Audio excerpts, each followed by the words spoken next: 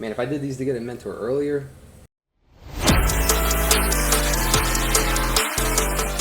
Hey guys, how's it going? It's Mike from FormaWin. Today we're going to be talking about how to find a mentor. This is something super key in your engineering career and as a student in order to develop and find a position that you really want to get into. The key here is not to only have one mentor, you need to have multiple mentors in all different areas. You might take different pieces from one mentor or another mentor and then combine that into you to make an ultimate human being. And that's what you are, and I'm here to help you guys get your first engineering job. Listen to the video, take notes, let's begin. We're going to be covering 7 different ways to find a mentor. All right, the first way is going to be through your dean. This is something super underutilized or overutilized. It depends how you look at it. A lot of students go meet with their dean and then they sit down, the dean gives them something to do, and then guess what? They don't do it. So if you go to the dean and the dean gives you an action and you do it, you're already light years ahead of them, but then it doesn't end there. You need to continually meet with the dean, listen to what he has to say, or she, and then take the action, apply it, keep building a relationship, keep going in that cycle, and then you're ultimately going to have a good connection that might land you a position. One of the students I coached actually was really close with their dean, and what happened is they didn't have a car, so the dean offered to take them to one of the networking events where they were able to leverage that, find so many different opportunities, and find themselves a position.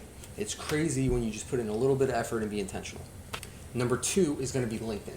LinkedIn is obviously something you're on. If not, you need to really make an account and be active in there.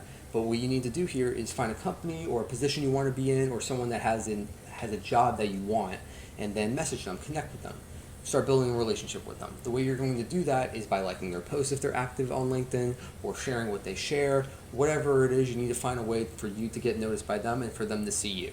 Right? And then when you start doing that, you start messaging them, maybe you can have a call, and then you start building a relationship over time. Maybe you send a message every holiday, every few weeks, whatever it is, and then when the opportunity comes that they might be hiring and they see you're doing good, boom, connect the dots, you might have a position.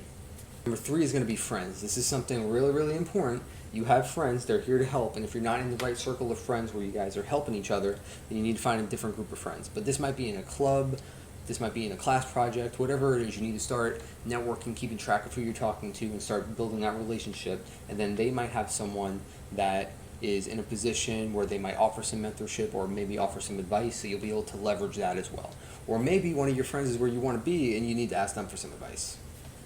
Make sure you guys like, share, and subscribe, and ask any questions down in the comments below. I'd be happy to address it. I'm here to help. Number 4 is going to be having a part-time job. This is something a lot of people have, but they don't take advantage of it.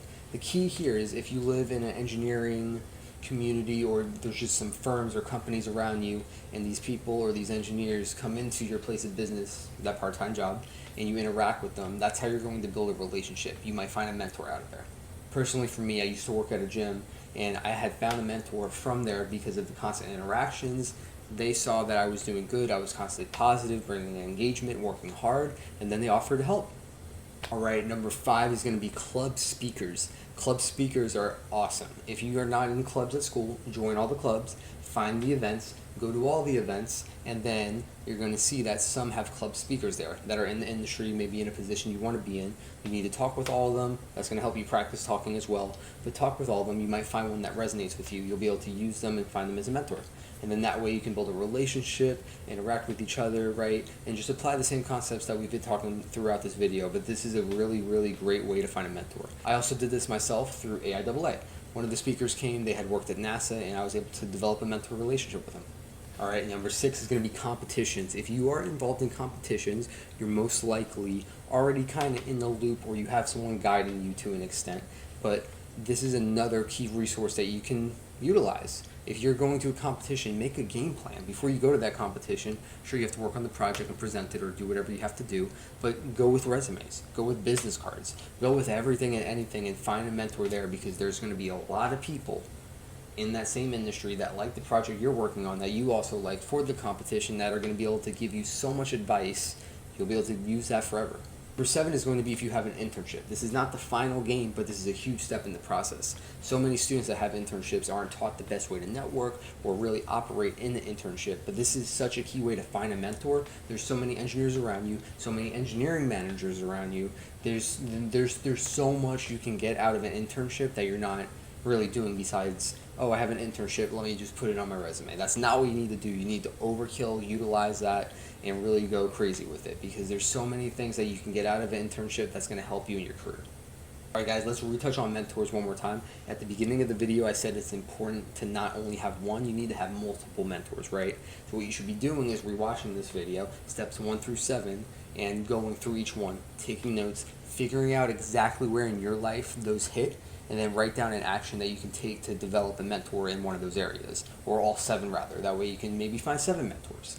That's going to be really, really key, because you're going to get so much information from all of them, and then you should go back with your coach or maybe one mentor and say, hey, I've compiled all of this information, or maybe even go back with the dean, right? Maybe that's your point.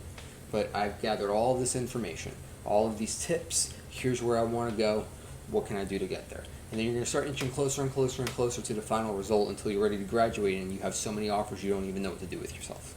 So that's the basic and most important ways of how to get a mentor.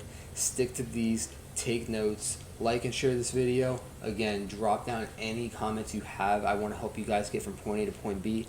My dream is to make sure you guys are developing and improve the engineering industry. So I'm here for you. Let's rock. Have a good week. Stay safe, and I'll see you later.